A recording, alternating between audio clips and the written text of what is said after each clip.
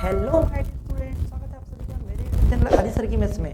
आज की क्लास में हम करने वाले हैं क्लास 10 का chapter number first real number का रिवीजन। देखो भाई, अगर आपने बिल्कुल भी चैप्टर को नहीं पढ़ा है, टच भी नहीं किया है, तो भी कोई दिक्कत नहीं है। ये वीडियो आपके लिए बहुत ज़्यादा इंपॉर्टेंट है। और अगर आपने ये चैप्टर अच्छे से पढ़ा है तो रिवीजन के लिए चैप्टर बहुत ज़्यादा इंपॉर्टेंट है। आज की क्लास में हम चैप्टर नंबर फर्स्ट के जितने भी मोस्ट रिपीटेड क्वेश्चन है जो बार बार एग्जाम में आते हैं वो करेंगे। और दूसरी बात, हर टाइप के क्वेश्चंस को हम करेंगे ताकि आपका हर कंसेप्ट क्लियर हो जाएगा और इस चैप्टर के जितने भी क्वेश्चन आते हैं वो आप अच्छे से कर पाए और पूरे में से पूरे नंबर लेके आएंगे, ये मेरी गारंटी है। अगर आपने बिल्कुल भी नहीं पढ़ा है तो भी कोई दिक्कत नहीं है। इस चैप्टर के क्वेश्चन आप ना कर पाओ इस वीडियो के बाद तो बोलना। तो ये वीडियो बहुत ज़्यादा इंपॉर्टेंट होने वाली है, तो देखते रहिए हर क्वेश्चन के टाइप को। सबसे पहली चीज आपको याद करनी है फंडामेंटल थ्योरम ऑफ अर्थमेटिक का स्टेटमेंट। देखो भाई, ये क्या होता है? फंडामेंटल थ्योरम ऑफ अर्थमेटिक का स्टेटमेंट पूछा जाता है एग्जाम में, बहुत ज्यादा इंपॉर्टेंट है, ध्यान से सुनना। फंडामेंटल थ्योरम ऑफ अर्थमेटिक क्या होता है? आपने पढ़ा होगा प्राइम फैक्टराइजेशन। बस वो जो प्राइम फैक्टराइजेशन होता है ना, उसी की डेफिनेशन है। देखो भाई, क्या कहना चाहता है ये बोलता है एवरी कंपोजिट नंबर, हर कंपोजिट नंबर को can be uniquely express, unique तरीके से क्या कर सकते हैं? एक्सप्रेस कर सकते हैं as product of prime, prime number के प्रोडक्ट की फॉर्म में।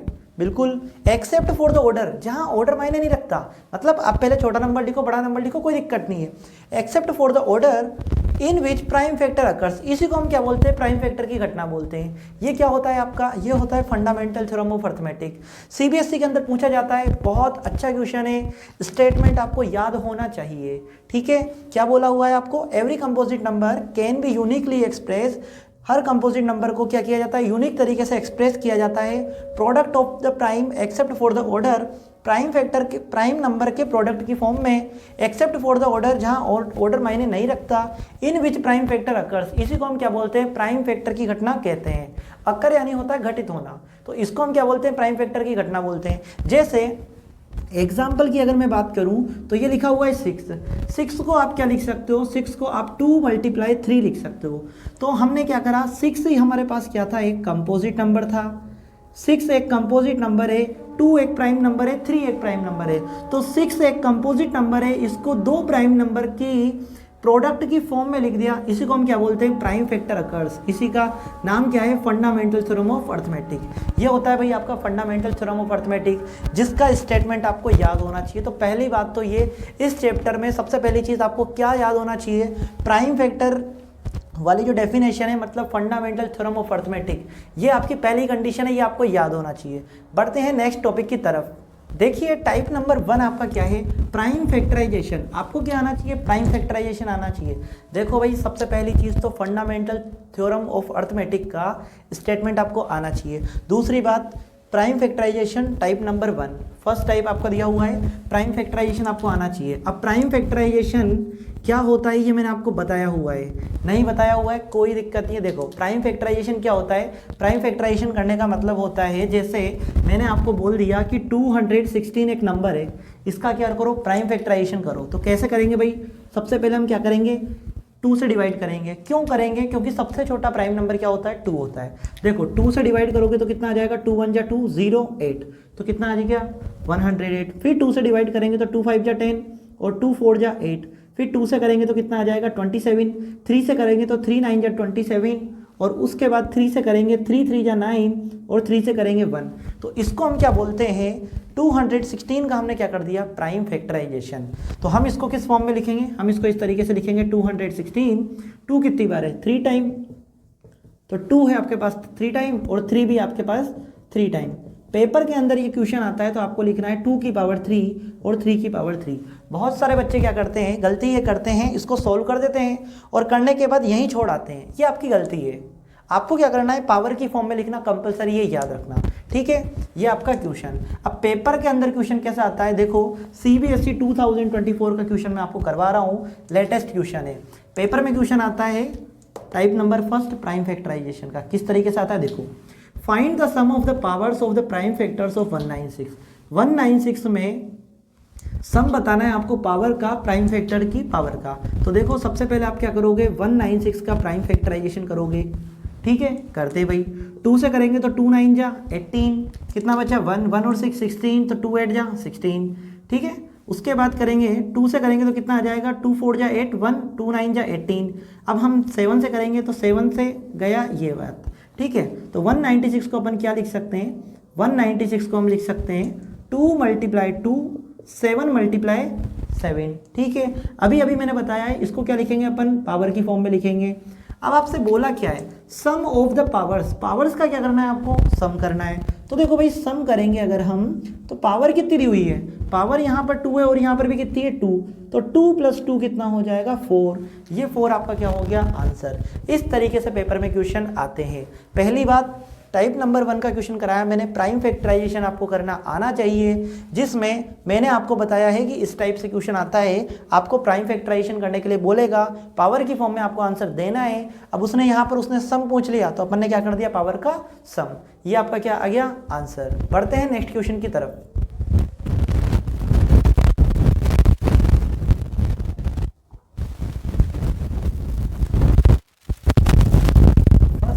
पढ़ लिया। सेकंड टाइप आपको क्या दिया हुआ है, टाइप नंबर 2, एचसीएफ और एलसीएम आपको क्या करने के लिए देगा, फाइंड करने के लिए देगा। तो एचसीएफ और एलसीएम कैसे फाइंड करेंगे, ध्यान से देखिए। पेपर के अंदर क्वेश्चन नंबर है आपके पास, मतलब क्वेश्चन है आपके पास, फाइंड एचसीएफ ऑफ 616 एंड 32 का आपको क्या फाइंड करना है, एचसीएफ। पहला टाइप मैंने आपको बता दिया, प्राइम फैक्टराइजेशन करना आना चाहिए। दूसरी बात, एचसीएफ और एलसीएम जो फाइंड करेंगे वो किस तरीके से करेंगे, प्राइम फैक्टराइजेशन के तरीके से। तो 616 और 32 का आपको एचसीएफ फाइंड करना है। तो एचसीएफ फाइंड करने के लिए सबसे पहले हम क्या करेंगे, मतलब प्राइम फैक्टराइजेशन करेंगे। तो देखो भाई 2 से हम इसको डिवाइड करेंगे, 2 3 जा 6, 0 2 8 जा 16, फिर 2 से करेंगे तो कितने टाइम जाएगा, 15 टाइम, और 2 4 जा 8, फिर 2 से करेंगे हम तो कितने टाइम जाएगा, 2 7 जा 14, 1 बचा, 2 7 जा 14। अब आगे देखिए भाई 7 से जाएगा, यहाँ पर 7 से जाएगा 11 टाइम और 11 से जाएगा 1 टाइम। ये तो हमने प्राइम फैक्टराइजेशन करा 16 का। आगे हम किसका प्राइम फैक्टराइजेशन करेंगे, 32 का। देखो भाई 2 से करोगे तो 16 टाइम, 2 से करोगे 8 टाइम, 2 से करोगे 4 टाइम, फिर 2 से करोगे 2 टाइम और 2 से करोगे 1 टाइम। इस वाली क्लास में आपका रिवीजन भी हो रहा है और साथ के साथ आप टाइप भी सीख रहे हो। देखो अब आपको क्या करना है, 616 को क्या लिखोगे आप, 2 कितनी बार है, 3 बार, तो 2 है आपके पास 3 टाइम। उसके बाद 7 × 11, तो ये 7 × 11। आगे आपको दिया हुआ है 32, तो 32 की बात करेंगे तो 2 1 2 3 4 5 टाइम है भाई, तो 1 2 3 4 और 5। आपको क्या निकालना है भाई, एचसीएफ निकालना है। ध्यान से मेरी बात सुनना, एचसीएफ निकालने का मतलब क्या होता है, कॉमन निकालना। अब इसमें देखो कॉमन क्या आ रहा है, 2 कॉमन आ रहा है, बिल्कुल आ रहा है, 2 कॉमन आ रहा है, बिल्कुल आ रहा है, और कुछ कॉमन आ रहा है, 3 नहीं आ रहा, 7 नहीं आ रहा, 11 नहीं आ रहा। तो आपको क्या नहीं करना था, एचसीएफ फाइंड करना था। एचसीएफ का मतलब होता है जो कॉमन आ रहा है। तो पहली बात तो 2 कॉमन आ रहा है तो 1 टाइम 2 लिखेंगे, एक बार और 2 कॉमन आ रहा है तो एक बार और 2 लिखेंगे, दोनों को मल्टीप्लाई कर देंगे, कितना आ जाएगा, 2 2 जा 4, 4 आपका क्या हो जाएगा, करेक्ट आंसर। मतलब 616 और 32 की बात करें तो 616 और 32 का एचसीएफ जो होगा वो कितना हो जाएगा, 4। ये मैंने आपको क्या बताया, एचसीएफ फाइंड करना। फर्स्ट टाइप मैंने आपको बताया है प्राइम फैक्टराइजेशन, सेकंड टाइप में प्राइम फैक्टराइजेशन इंक्लूड है, वो आएगा, है ना। तो हमने क्या सीखा, एचसीएफ फाइंड करना। अब आपको क्या करना है, जब भी एचसीएफ निकालना हो, जब भी, हर बार एग्जाम में क्वेश्चन आता है, जब भी एचसीएफ निकालना है तो आप क्या करोगे, ओनली ऑन कॉमन देखोगे। अगर आपको कॉमन मिल रहा है तो वही कॉमन आपका क्या हो जाएगा, एचसीएफ हो जाएगा। बढ़ते हैं नेक्स्ट क्वेश्चन की तरफ। अब देखिए इस क्वेश्चन में आपको क्या करना है, फाइंड एलसीएम। एलसीएम फाइंड करना है 72 एंड 120 का। तो 72 और 120 का आपको क्या करना है, एलसीएम फाइंड करना है। तो सबसे पहले अपन क्या करेंगे भाई, प्राइम फैक्टराइजेशन करेंगे। 2 से डिवाइड करेंगे 36 टाइम, 2 से करोगे 18 टाइम, 2 से करोगे 9 टाइम, 3 से करोगे 3 टाइम और 3 से करोगे 1 टाइम। स्पीड आपकी इतनी ही होना चाहिए, इससे ज़्यादा ही होना चाहिए, कम नहीं होना चाहिए। अगर आप इतने टाइम से प्रैक्टिस कर रहे हो तो भाई ये होना ही चाहिए, और प्रैक्टिस नहीं कर रहे हो तो कोई दिक्कत नहीं है। अब करो, क्योंकि पेपर बहुत ज़्यादा नज़दीक है। अब क्या करेंगे, 2 से करेंगे भाई इसको, 2 से करेंगे 60 टाइम, 2 से करोगे 30 टाइम, 2 से करोगे 15 टाइम। कुछ बच्चे पता है क्या करते हैं, कुछ बच्चे यहाँ 3 से डिवाइड कर देंगे 10 टाइम, फिर 2 से करेंगे, वो गलती है आपकी। आपको यहाँ स्मॉल नंबर से ही आगे बढ़ना है, असेंडिंग ऑर्डर में आना चाहिए। ऐसा नहीं है कि किसी भी नंबर से कर दिया पहले, ऐसा नहीं होगा, है ना, याद रखना। 2 से करोगे 15 टाइम, 3 से करोगे 3 5 या 15 और 5 से करोगे 1। तो अब देखो भाई 72 की जगह हम क्या लिखेंगे 1 2 3, 3 टाइम तो 2 है, तो 1 2 3 और 3 कितने टाइम है 2 टाइम, ये देखिए 3 2 टाइम, तो ये मैंने लिख लिया। 120 की अगर बात करेंगे तो देखो भाई 120 क्या लिखा हुआ है 1 2 3, तो 3 टाइम तो क्या है आपके पास 2 है, और उसके बाद 3 इंटू 5, तो देखो भाई 3 इंटू 5 क्या निकालना है आपको, आपको निकालना है LCM। क्या निकालना है LCM। देखो भाई LCM कैसे निकालते हैं, ध्यान से मेरी बात सुनना। आप अभी आपने क्या सीखा है, HCF सीखा है ना, अभी आपने HCF सीखा है, तो LCM निकालने के लिए सबसे पहले HCF निकालो। कब, जब ये 2 नंबर की बात हो रही है ना। मैं सबसे सिंपल तरीका बता रहा हूँ आपको, ज़्यादा दिमाग लगाना ही नहीं पड़ेगा आपको। 2 कॉमन आ रहा है यहाँ लिख दो, 2 कॉमन आ रहा है यहाँ लिख दो, फिर 2 कॉमन आ रहा है यहाँ लिख दो, 3 भी कॉमन आ रहा है तो यहाँ लिख दो। ये जो इतना आपने कॉमन लिखा है ये तो आपका क्या होता है HCF। ये अभी आपने पढ़ा है, आपको बहुत अच्छे से पता है कि ये तो क्या होता है HCF। लेकिन आपसे क्या पूछा है LCM, तो पहले आपको कॉमन वाले तो लिखने ही है, उसके बाद जो बच गए ना वो भी लिख दो। कौन बच गया, एक तो 3 बच गया, कौन सा, देखो ये 3 तो कॉमन वाला है ना, ये बात याद रखना। कॉमन वाले जितने भी थे आपने लिख लिए। अब आपके पास क्या बचा, एक 3 बच गया और एक 5 बच गया, तो इस 3 और 5 को भी लिख दो। ये आपका क्या हो जाएगा, आंसर हो जाएगा। अब मल्टीप्लाई करो भाई, 2 2 जा 4, 4 2 जा 8, तो 8 मल्टीप्लाई 3 3 जा 9, 9 5 जा कितने हो गए 45, 3 3 जा 9, 9 5 जा 45। अब मल्टीप्लाई कर लो भाई, 8 5 जा 40, 40 का 4, 8 5 जा 40, 40 का 0 कैरी 4, 8 4 जा कितने हो गए आपके पास, 8 4 जा 32, 32 और 4 36, तो कितना आ गया आपके पास 360। आपके पास क्या आ गया LCM। 72 एंड 120 एग्जाम में आया हुआ क्वेश्चन है, तो 72 एंड 120 का आपने क्या निकाल लिया LCM। LCM निकालने के लिए सबसे पहले क्या करना पड़ता है, जो हम HCF निकालने के लिए काम करते हैं ना वही करना है पहले तो, फिर उसके बाद जो भी नंबर बच जाता है उसको भी मल्टीप्लाई में लिख दो, आपके पास क्या आ जाएगा LCM आ जाएगा। तो ये सबसे बढ़िया क्वेश्चन था। और 72 एंड 120 ये क्वेश्चन एग्जाम में आया हुआ क्वेश्चन है। ऐसे ही नहीं है कि मैं कोई भी क्वेश्चन करवा रहा हूँ आपको, जितने भी क्वेश्चन करा रहा हूँ ना बार बार रिपीट हुए हैं एग्जाम में, और मैं आपको बताऊंगा भी सही आगे जितने भी क्वेश्चंस आएंगे वो कब कब आए। तो टेंशन मत लेना, आपको जितना भी कंटेंट मिल रहा है ना बहुत अच्छा ही कंटेंट मिलेगा, बिल्कुल टेंशन नहीं लेना। आपने चैप्टर पढ़ा है तो भी ठीक है, नहीं पढ़ा है तो भी ठीक है। ये लास्ट टाइम है, जी जान लगानी है अपन को और पूरे में से पूरे नंबर लेके आने, ये बात याद रखना। ठीक है, बढ़ते हैं नेक्स्ट क्वेश्चन की तरफ। देखिए टाइप नंबर 2 हमारा HCF और LCM चल रहा है, उसमें ये जो क्वेश्चन है ना बहुत ज़्यादा बार एग्जाम में पूछा गया है। अगर आप ये चैप्टर पढ़ के जा रहे हो और ये क्वेश्चन करके नहीं जा रहे हो तो आपसे बड़ा बेवकूफ़ कोई नहीं है। क्लास 10th के अंदर ये जो क्वेश्चन है ना बहुत ज़्यादा फेमस क्वेश्चन है, बहुत बार एग्जाम में पूछा गया है। अभी रिसेंटली RBSC 2025 में भी पूछा गया है, और RBSC 2024 में भी पूछा गया है, CBSE 2023 में भी पूछा गया है, बहुत बार पूछा गया है क्वेश्चन। तो ये याद रखना, ये क्वेश्चन बहुत ज़्यादा इंपॉर्टेंट है। करना क्या है इसमें, देखो NCERT का क्वेश्चन है, एग्जाम्पल है, find HCF and LCM। HCF और LCM फाइंड करना है आपको 12, 15 और 21। देखो कैसे करेंगे, सबसे पहली चीज अपन क्या करेंगे, प्राइम फैक्टराइजेशन। 2 से करेंगे 6 टाइम, 2 से करेंगे 3 टाइम और 3 से करेंगे 1 टाइम। छोटे छोटे नंबर है, आराम से कर लेंगे। 15 की अगर बात करेंगे तो आधे से ज़्यादा बच्चे पागल हो जाते हैं इस क्वेश्चन में। 5 से कर देते हैं, 5 से नहीं करना, याद रखना। पहले किससे करना है, 3 से। 3 5 जा 15, फिर 5 से जाएगा 1 टाइम। 21 की बात करें तो सबसे पहले आप 3 से डिवाइड करोगे, 3 से 1 जा 21 और 7 से करोगे 1 टाइम। तो देखो भाई आपने क्या लिखा, 12 को अपन लिखेंगे 2 मल्टीप्लाई 3। 15 को आप लिखोगे 3 मल्टीप्लाई 5 और 21 को आप लिख दोगे 3 मल्टीप्लाई 7।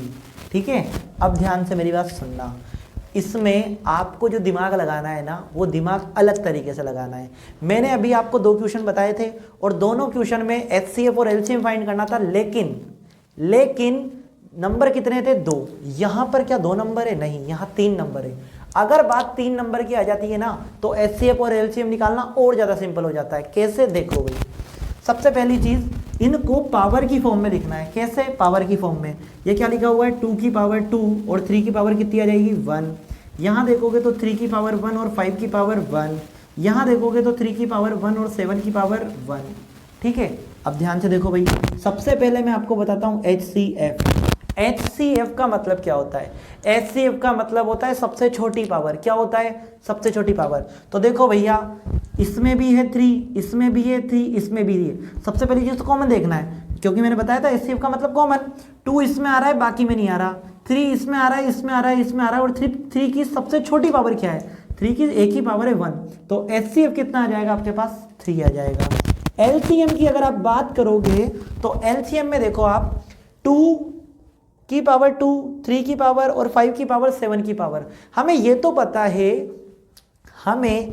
पता है कि एलसीएम में कॉमन वोमन का चक्कर नहीं होता, एलसीएम में कॉमन वोमन का चक्कर नहीं होता, अभी देखा था। तो आपको क्या दिमाग लगाना है, सबको लिखना है, लेकिन सबकी हाईएस्ट पावर। देखो भाई 2 यहाँ 2 है और कहीं नहीं है। 2 की हाईएस्ट पावर कितनी है, 2 की हाईएस्ट पावर है 2। 3 की हाईएस्ट पावर कितनी है, 3 की हाईएस्ट पावर है 1। 5 की हाईएस्ट पावर कितनी है 1 और 7 की हाईएस्ट पावर कितनी है 1। तो यहाँ पर आपको कुछ भी नहीं छोड़ना है, लेकिन सबकी हाईएस्ट पावर लिखनी है। तो 2 की पावर 2 हमने हाईएस्ट देख ली, 3 की पावर 1 देख ली, 5 की पावर देख ली और 7 की पावर देख ली। अब हम क्या करते हैं, मल्टीप्लाई करते हैं भाई। 2 की पावर कितना हो गया 2, तो कितना हो गया 4 मल्टीप्लाई 3 मल्टीप्लाई 5 से बन जाए कितना हो गया आपके पास 35। इधर देखो भाई 4 3 जा 12 और 12 को मल्टीप्लाई करेंगे किससे 35 से।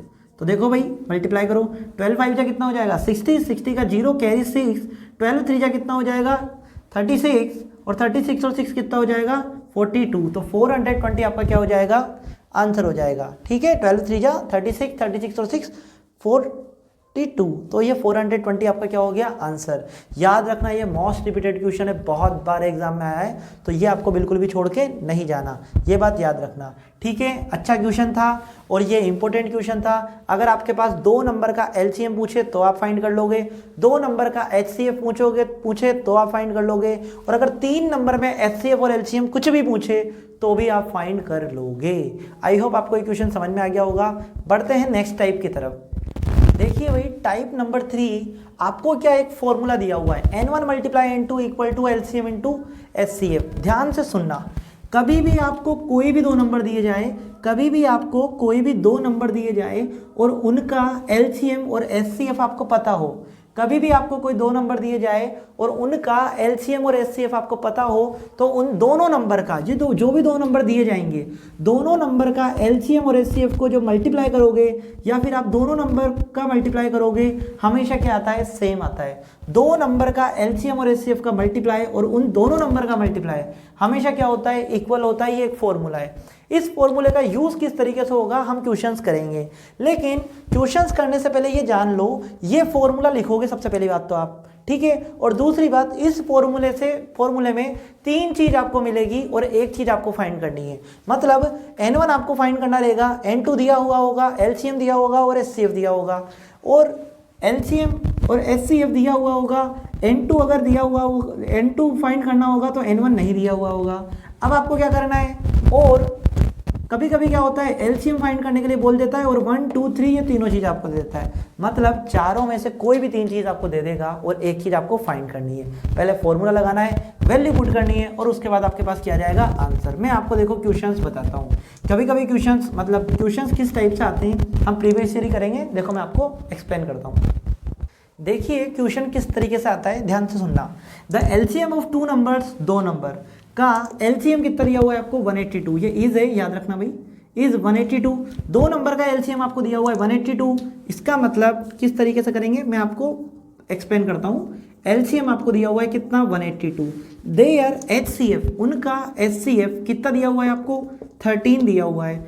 इफ वन नंबर का मतलब n1 की वैल्यू कितनी है 26 से, find the other. Second number आपको फाइंड करना है। सेकेंड नंबर का मतलब क्या होता है n2, तो n2 आपको क्या करना है, फाइंड करना है। मैंने बोला था ना 3 चीज आपको देगा।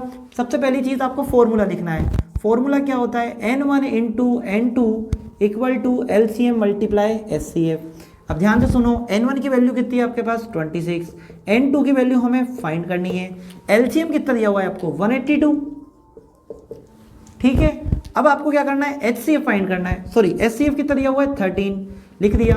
n2 फाइंड करना है, तो n2 182 मल्टीप्लाई 13, 26 मल्टीप्लाई में कहाँ चल जाएगा, डिवाइड में। 13 से कैंसिल करेंगे, 13 2 जा 26 और 2 से कैंसिल करोगे 2 9 जा 18 और 2 1 जा 2। तो n2 की वैल्यू आपके पास कितनी आ जाएगी 91। ये आपका क्या हो जाएगा, आंसर। इस फॉर्मूले पर बेस इस तरीके से क्वेश्चन आते हैं। मैं आपको और भी क्वेश्चन कराऊंगा, ध्यान से हर एक क्वेश्चन को देखना, ठीक है। बढ़ते हैं नेक्स्ट क्वेश्चन की तरफ। देखिए नेक्स्ट क्वेश्चन आरबीएससी 2020 में आया था।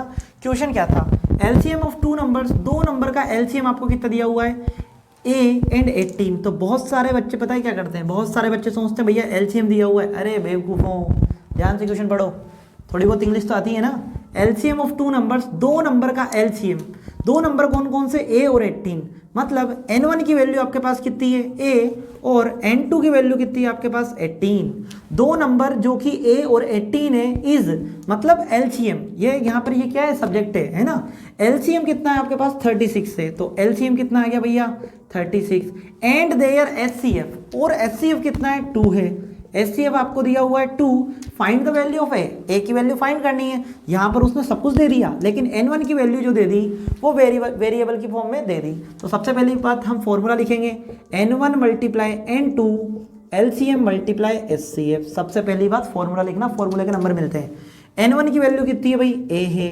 n2 की जगह क्या पुट कर देंगे, 18। एलसीएम की जगह पुट कर देंगे 36 और एचसीएफ की जगह पुट कर देंगे 2। a की वैल्यू फाइंड करनी है, तो ये तो अपनी जगह पे 18 मल्टीप्लाई में कहाँ चल जाएगा, डिवाइड में। 18 से 36 को काटेंगे 2 टाइम, तो a की वैल्यू 2 2 जा कितना आ जाएगा, 4। a की वैल्यू 4 आपका क्या हो जाएगा, आंसर। ये RBSC 2020 में आया था। अब ये तो थे सिंपल लेवल के क्वेश्चन, जो मतलब हमें डायरेक्ट पता चल रहा था कि क्वेश्चन के अंदर क्या आएगा। अब मैं बताता हूं आपको इसका हाई लेवल, ठीक है। बढ़ते हैं नेक्स्ट क्वेश्चन की तरफ। देखो भाई, एक अच्छे लेवल का क्वेश्चन है, ध्यान से सुनना। CBSE 2020 में 23 में आया था। क्वेश्चन क्या था, 2 numbers are in the ratio, दो नंबर है, उनका रेशियो दिया हुआ है, नंबर नहीं दिए हुए, वो नंबर नहीं दिए हुए हैं। रेशियो क्या है, 2:3। अब मेरे को ये बताओ, अगर रेशियो आपको दिया हुआ है तो नंबर्स जो होंगे, लेट द नंबर्स, तो नंबर्स क्या होंगे, अगर 2:3 दिया हुआ है तो नंबर क्या होंगे, 2x एंड 3x। ये बात मेरे को बताने की जरूरत नहीं है ना। अगर रेशियो दिया हुआ है तो हम क्या मानते हैं, इसको 2x और इसको 3x। एंड देयर एलसीएम, ठीक है भाई, इनका एलसीएम कितना दिया हुआ है, 180। एचसीएफ आपको फाइंड करना है, ठीक है भाई, एचसीएफ आपको फाइंड करना है। अब ध्यान से मेरी बात सुनो भाई। सबसे पहली चीज, n1 multiply n2 equal to LCM multiply HCF. सबसे पहले लिखेंगे फॉर्मूला। अब आगे बढ़ते हैं, n1 इंटू n2, n1 की वैल्यू कितनी है, 2x, तो n1 की जगह क्या लिख देंगे, 2x। n2 की जगह क्या लिख देंगे भाई, 3x लिख देंगे। एलसीएम कितना दिया हुआ है, 180, और एचसीएफ की जगह क्या लिखोगे, सबसे बड़ी दिक्कत है ये। बहुत सारे बच्चे यहाँ तक तो कर देते हैं और यहाँ रुक जाते हैं, एचसीएफ करे, सर एचसीएफ तो दिया हुआ ही नहीं है, साला एचसीएफ भी फाइंड करना है और यहाँ पर x की वैल्यू फाइंड करनी है, क्या फाइंड करें। अरे बेवकूफ़ों, दिमाग लगाओ। यहाँ पर आपको नंबर दिए हुए हैं 2x और 3x। मैंने आपको एक बात बताई थी अभी थोड़ी देर पहले, मैंने आपको एचसीएफ निकालना सिखाया है। आपके पास एक नंबर है 2x, दूसरा नंबर क्या है 3x। क्या मैं 2x को 2 मल्टीप्लाई x लिख सकता हूँ, हाँ सर ये तो लिख सकते हैं। 3x को मैं 3 मल्टीप्लाई x लिख सकता हूँ, हाँ सर ये भी लिख सकते हैं। अब एक बात बताओ, अगर मैं इन दोनों नंबर का एचसीएफ निकालूं तो एचसीएफ क्या होता है, कॉमन। इनमें कॉमन क्या आ रहा है, x, तो इसका मतलब इन नंबर का एचसीएफ कितना होगा, x। तो एचसीएफ की जगह आप क्या लिखोगे, x। बात समझ में आ गई। एचसीएफ का मतलब होता है ना जो कॉमन, तो 2x और 3x में कॉमन क्या आ रहा है, x आ रहा है, तो भैया एचसीएफ क्या हो गया आपके पास, x हो गया। तो अब ध्यान से देखो भाई, अब मेरी बात ध्यान से सुनना, इस x से मैं इस x को काट दूं, कोई दिक्कत नहीं, बिल्कुल नहीं है। 2x अपनी जगह पे, यहाँ पर है 180, 2 3 जा 6, तो ये 6 मल्टीप्लाई में कहाँ आ जाएगा, डिवाइड में। तो 6 से कैंसिल करोगे तो कितना आ गया, 30। तो x की वैल्यू 30, ये आपका क्या है, आंसर। अब आप कहोगे अरे सर आंसर कैसे होगा, आपको तो एचसीएफ फाइंड करना था, आपने तो x की वैल्यू फाइंड करी है। अरे बुद्धुओं, x की वैल्यू 30 आई है, अभी बताया एचसीएफ x से, तो एचसीएफ कितना आया, 30। याद रखना आंसर क्या होगा, x की वैल्यू ही मत छोड़िए ना, लिख के आना है आपको पूरा। एचसीएफ क्या आ जाएगा, 30, ये आपका क्या होगा, आंसर। यहाँ x छोड़ आओगे, मतलब यहाँ x की वैल्यू 30 लिख के आओगे, आपके नंबर कटेंगे। क्यों, क्योंकि आपने x की वैल्यू निकाली, आपने नहीं बताया एचसीएफ। आपको लिखना है लास्ट में एचसीएफ इक्वल टू 30, वो आपका क्या हो जाएगा, आंसर हो जाएगा। ठीक है, ये एक अच्छा क्वेश्चन था। नेक्स्ट क्वेश्चन की तरफ बढ़ते हैं। CBSE 2024 में आने वाला n1 into n2 equal to LCM into HCF से रिलेटेड क्वेश्चन। बढ़ते हैं नेक्स्ट क्वेश्चन की तरफ। देखो भाई CBSE 2024 के अंदर क्वेश्चन आया हुआ है। क्वेश्चन क्या कहता है, इफ दो पॉजिटिव इंटीजर्स दिए हुए हैं P and Q can be express, जिनको हम एक्सप्रेस कर सकते हैं P को 18a स्क्वायर b की पावर 4 की फॉर्म में और Q को 20a क्यूब b स्क्वायर की फॉर्म में, where a and b prime numbers, जहां पर a और b क्या है, प्राइम नंबर, मतलब a और b प्राइम नंबर है, इनको ब्रेक नहीं किया जा सकता। ओके, एलसीएम आपको क्या करना है, फाइंड करना है। अब मेरी बात ध्यान से सुनना, आपको क्या करना है, एलसीएम फाइंड करना है। एलसीएम फाइंड कैसे करते हैं, मैंने आपको बताया था एलसीएम फाइंड करने का मतलब होता है जो नंबर आते हैं ना उनकी सबसे बड़ी पावर लेना।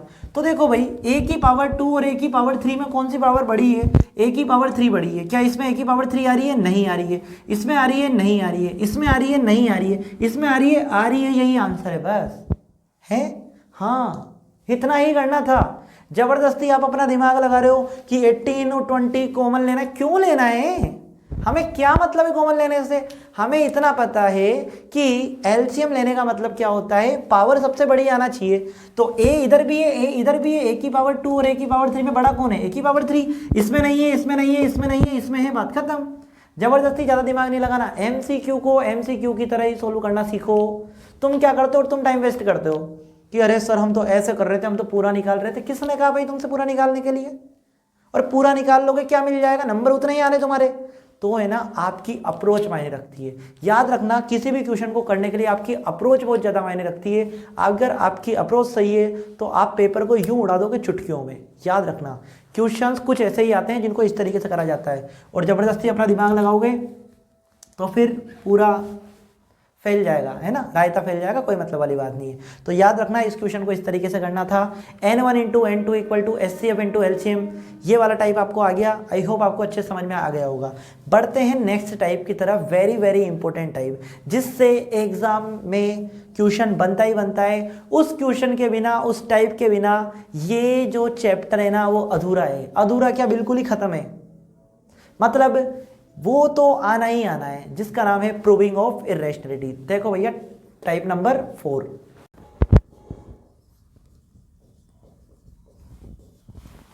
वेरी वेरी इंपॉर्टेंट टाइप है आपका, type number 4, proving of irrationality. Proving of irrationality, देखिए ये होता है आपका प्रूविंग ऑफ इर्रेशनैलिटी। मतलब आपको ये प्रूव करना है कि नंबर इर्रेशनल है। तो प्रूविंग ऑफ इर्रेशनैलिटी से 101% क्वेश्चन बनता है। दो टाइप के क्वेश्चन बनते हैं। एक तो कि जैसे आपको प्रूव करना है कि √2 एक इर्रेशनल नंबर है, √3 एक इर्रेशनल नंबर है, √5 एक इर्रेशनल नंबर है, √7 एक इर्रेशनल नंबर है। अगर ये क्वेश्चन आते हैं √2, √3, √5, √7, तो मेन बात ये है कि ये जो क्वेश्चन आते हैं ना वो 3 मार्क्स के आते हैं। कितने मार्क्स के?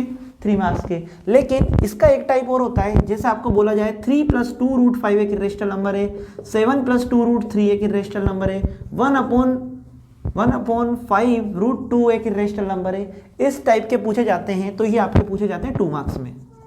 ये जो चैप्टर है वो 4 से 5 मार्क्स का आता है, जिसमें से 3 से 2 मार्क्स ये कवर करते हैं। या तो ये पेपर में आएगा या फिर ये आएगा। तो याद रखना, प्रूविंग ऑफ इर्रेशनैलिटी का क्वेश्चन पेपर में 101% आता है। तो मैं आपको क्वेश्चंस करवाता हूँ बहुत ही अच्छे तरीके से। बिल्कुल इन क्वेश्चन को छोड़ना मत, रटना है एक तरीके से। आप कंसेप्ट सीखो, कोई दिक्कत नहीं है, लेकिन अगर फिर भी आपको कोई डाउट होता है ना तो याद रखना, रट लेना। क्यों? क्योंकि ये पेपर में आता ही आता है। ये मोस्ट रिपीटेड क्वेश्चन है, इनके बिना पेपर बन नहीं सकता, ये बात याद रखना। तो ये बहुत ज़्यादा इंपॉर्टेंट है। बढ़ते हैं क्वेश्चंस की तरफ। देखिए क्वेश्चन किस तरीके से आता है, प्रूव करो कि √2 एक इर्रेशनल नंबर है।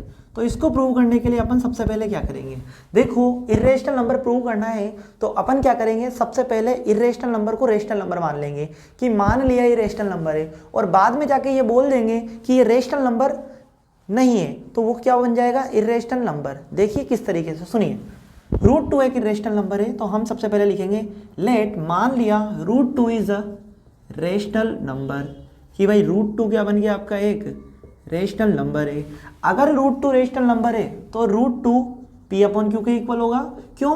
क्योंकि रेशनल नंबर की डेफिनेशन होती है कि कोई भी नंबर जहां P और Q इंटीजर होते हैं और P और Q को P/Q की फॉर्म में लिख सकते हैं, तो क्या बन जाता है, रेशनल नंबर। तो देखो यहाँ पर P/Q की फॉर्म में अपन ने किसको लिख लिया, √2 को। अब हम एक बात लिखेंगे यहाँ पर, P एंड Q आर को प्राइम नंबर, कि P और Q जो है वो को प्राइम नंबर है। को प्राइम नंबर का मतलब क्या होता है, इन दोनों का HCF 1 है, मतलब P और Q किसी से डिविजिबल नहीं है, ओनली ऑन किससे डिविजिबल है, 1 से डिविजिबल है। को prime number and Q is not equal to 0, कि Q 0 नहीं होगा, क्योंकि Q 0 हो जाएगा तो फिर ये रेशनल नंबर कैसे होगा। ठीक है, तो याद रखना, आपने √2 को एक रेशनल नंबर माना और √2 P/Q के इक्वल आ गया। अब मैंने इस Q को उठा के कहाँ ले गया, मैं √2 की तरफ ले गया, कोई दिक्कत नहीं। अब अपन क्या करेंगे भाई, अब अपन स्क्वायर कर देंगे। स्क्वायरिंग बोथ साइड्स, दोनों साइड का अपन ने क्या कर दिया स्क्वायर।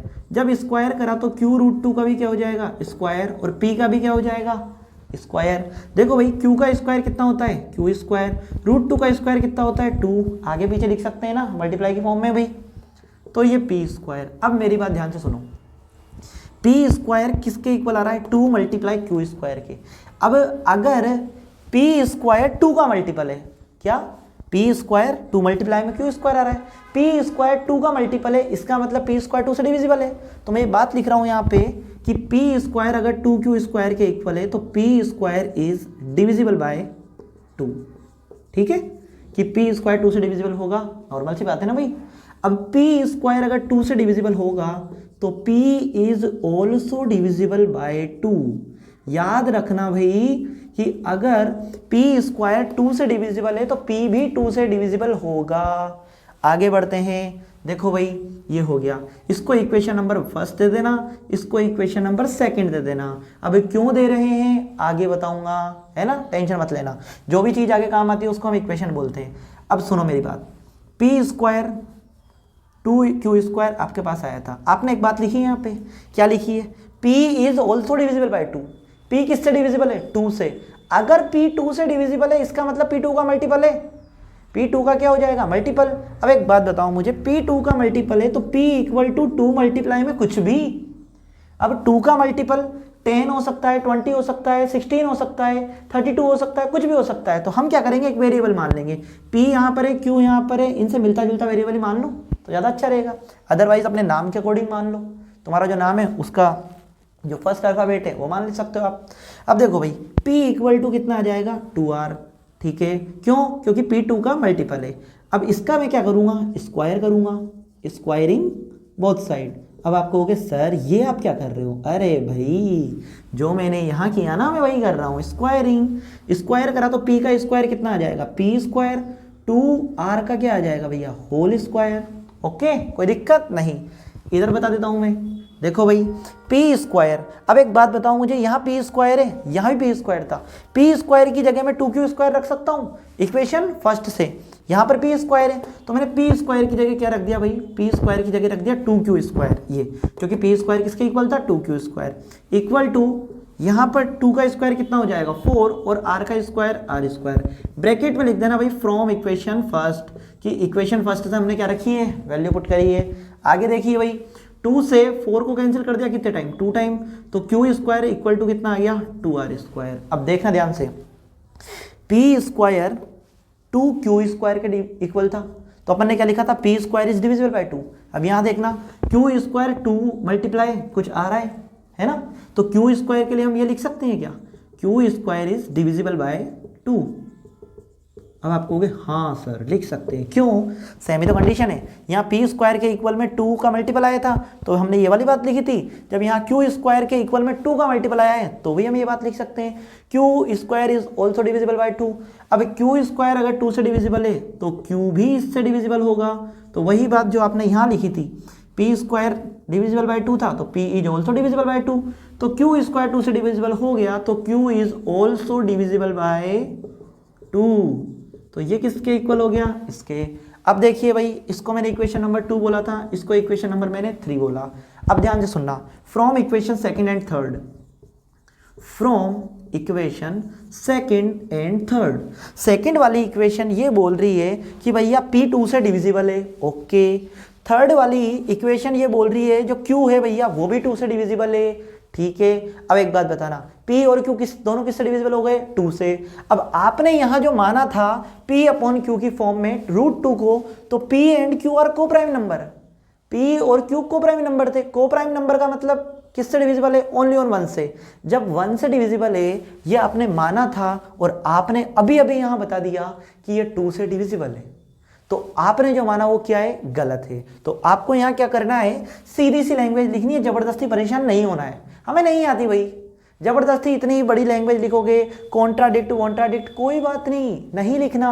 हमें जो याद रहता है ना आप अपने मन से लैंग्वेज लिख सकते हो। अगर आपको रटी रटाई लैंग्वेज याद है, आपके टीचर ने जो भी लिखवाई, अगर आपको याद है तो बहुत अच्छी बात है, नहीं याद है तो ज़्यादा टेंशन नहीं लेनी, है ना। ये जो प्रोसेस थी ना वो ज़्यादा इंपॉर्टेंट थी, ये इतना इंपॉर्टेंट नहीं है। यहाँ पर आप नॉर्मल सिंपल लैंग्वेज लिख दोगे तो भी कोई दिक्कत नहीं है। तो देखो भाई आपने ये माना था, हम यहाँ लिखेंगे from equation second and third P and Q are not coprime number, not coprime number.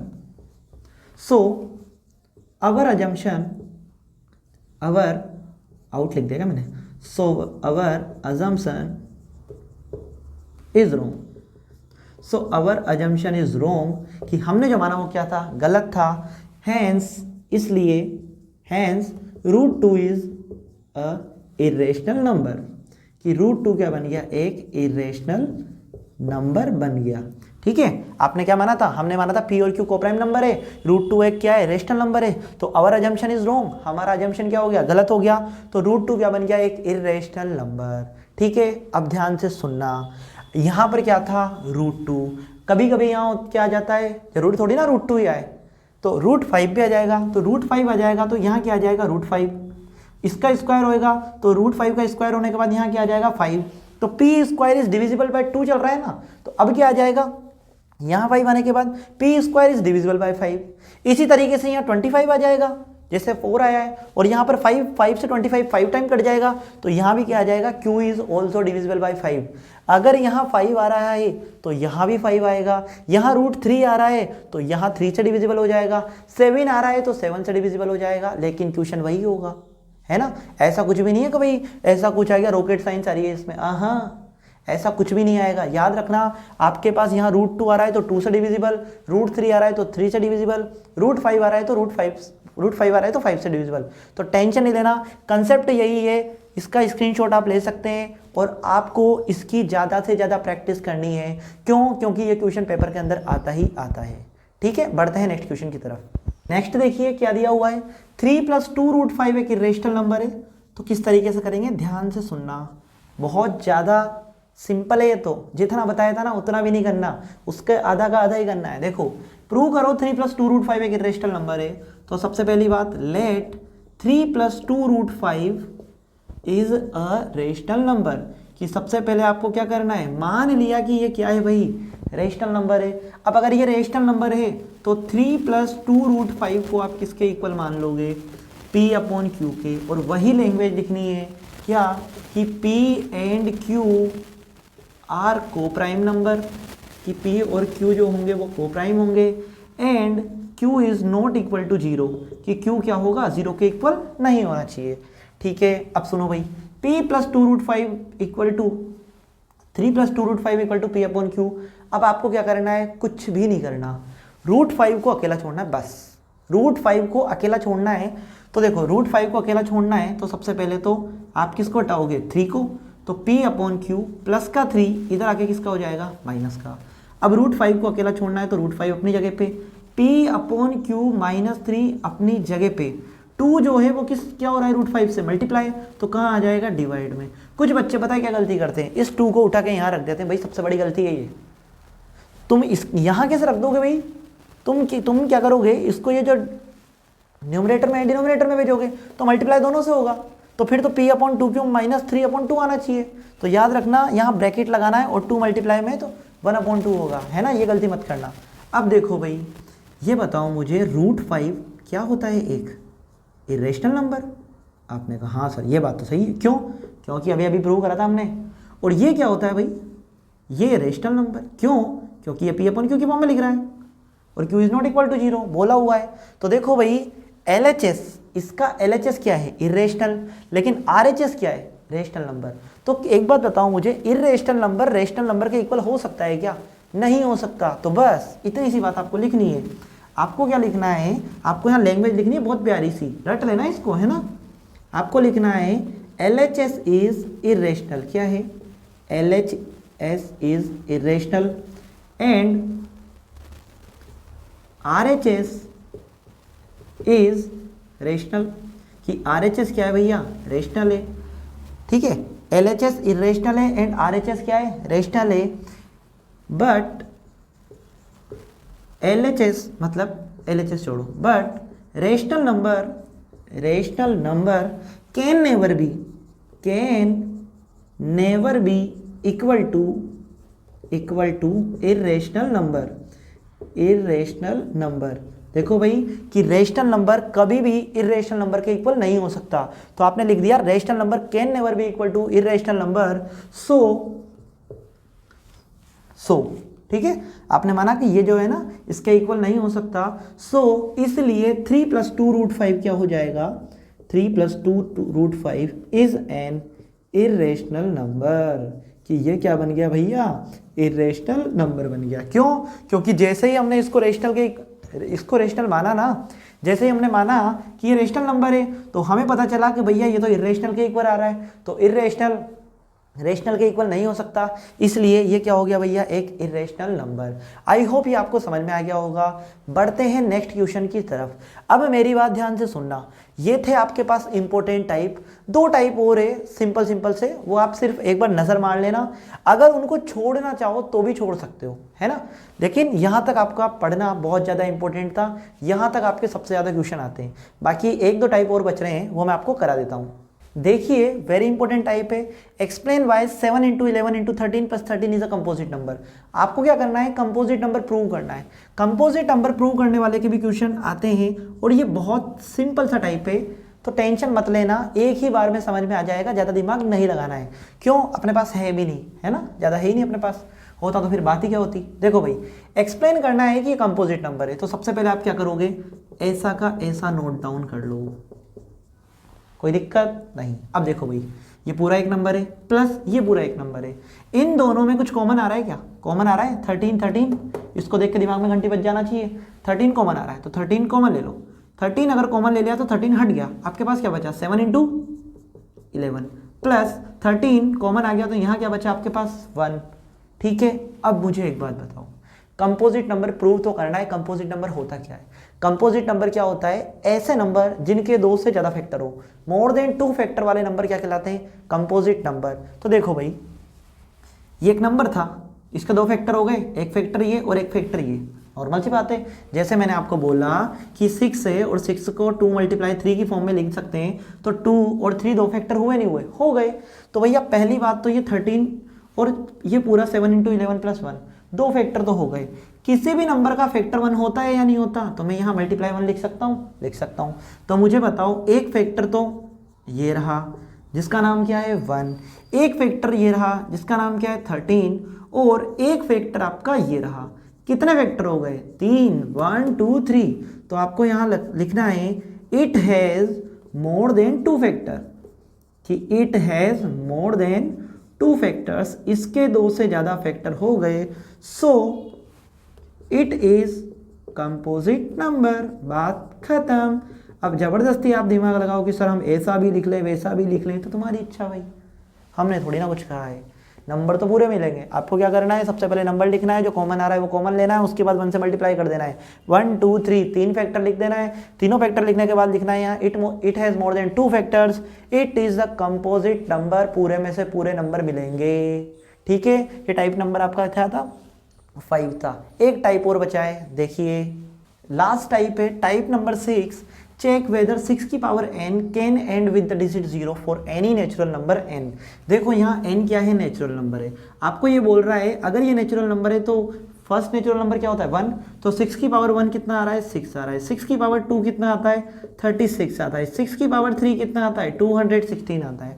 वो ये बोल रहा है कि आप n की वैल्यू पुट करते जाओ। तो मुझे ये बताओ, क्या इसका जो आंसर होगा उसका एंड 0 से हो सकता है क्या, ये आपको बताना है। देखो याद रखना, कुछ बच्चे पता है क्या दिमाग लगाते हैं, सर 6 की पावर 10, 6 × 10 60 हो तो गया। अरे बेवकूफ़, 6 की पावर 10 का मतलब 6 को 10 टाइम मल्टीप्लाई करना होता है ना। ऐसा नहीं है कि आपने 6 को 10 से मल्टीप्लाई कर दिया।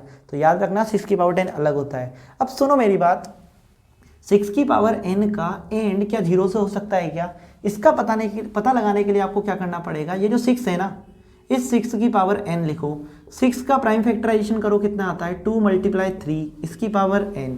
क्या आपके पास 2 और 5 दोनों आया, नहीं आया, क्योंकि 2 और 5 आता तो 2 × 5 कितना हो जाता, 10 हो जाता। तो आपके पास ओनली 2 आया।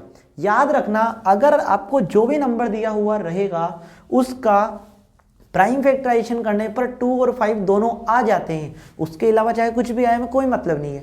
2 और 5 अगर दोनों आ जाते हैं 2 और 5, तो फिर उसका आंसर यस होगा कि हाँ भाई 0 से एंड हो सकता है। लेकिन जब तक 2 और 5 दोनों नहीं मिल जाते तब तक आंसर नहीं होगा, तब तक एंड 0 से नहीं होगा। तो आपको लिखना है, इसमें लैंग्वेज लिखनी है छोटी सी, इन इट्स प्राइम फैक्टराइजेशन, कि इसके प्राइम फैक्टराइजेशन में, in its prime factorization it does not contain, it does not contain, it does not contain any 2 and 5 pair, 2 and 5 pair, कि मतलब it does not contain any 2 and 5 pair, 2 और 5 का कोई pair नहीं मिला।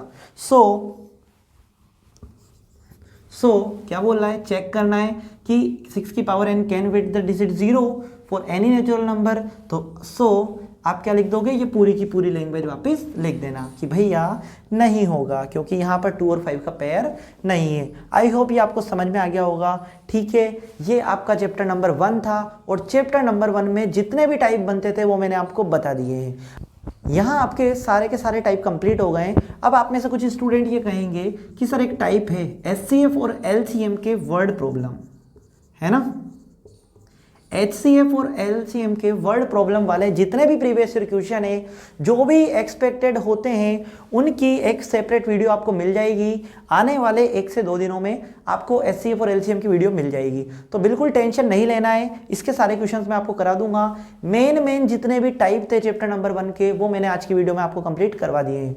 आप ये वीडियो अच्छे से देखो, समझो, और जितने भी क्वेश्चन है ना उनको अच्छे से रिपीट करोगे 1 या 2 बार, तो आपको ये सारे क्वेश्चंस आ जाएंगे। आई होप आपको मेरा पढ़ाना अच्छा लगा हो। प्लीज़ वीडियो को लाइक करें और चैनल को सब्सक्राइब करना ना भूलें, और अपने दोस्तों तक इस वीडियो को जल्दी से जल्दी शेयर करें। क्यों? क्योंकि एग्ज़ाम बहुत नज़दीक है, तो बिल्कुल भी आपको सोचना नहीं है ना, अपने दोस्तों तक शेयर करो और अच्छे से पढ़ाई करो, रिग्रेसिवली तरीके से प्रैक्टिस करो। जितनी प्रैक्टिस करोगे उतने ज़्यादा नंबर आएंगे, और आपका टारगेट 100 आउट ऑफ 100 होना चाहिए।